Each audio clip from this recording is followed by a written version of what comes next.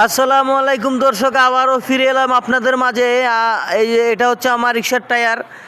তো আমার অলরেডি প্রায় 2টা টায়ারের প্রয়োজন আছে। আসলে আমার গাড়িতে অসংখ্য মেরামত প্রয়োজন এবং প্রায় 5,000 টাকা পর্যন্ত। দর্শক, আমার গাড়িটা আসলে প্রচুর ভাঙ্গা। এই যে আপনারা দেখতে পাচ্ছেন, এটা একটা আলাদা একটা কাঠ দিয়ে আমি জোড়া দিয়ে রাখছি এবং এই যে দেখতে পাচ্ছেন আপনারা কাঠ এবং বডিটা পচে গেছে এবং এই যে আমার রিক্সার সিটটা ছিঁড়া এবং এই যে এখানে 2টা বিয়ারিং থাকে, এই 2টা বিয়ারিংও আপনার নষ্ট হয়ে গেছে এবং এই যে পুরা চাকাটা আছে, চাকাটা আসলে টেম্পার চলে গেছে, যার কারণে চেঞ্জ করতে হবে।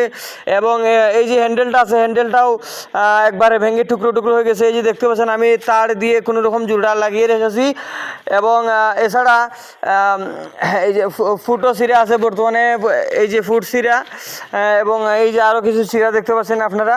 এবং এদিকে আরেকটা লোহার টুকরা নাই এবং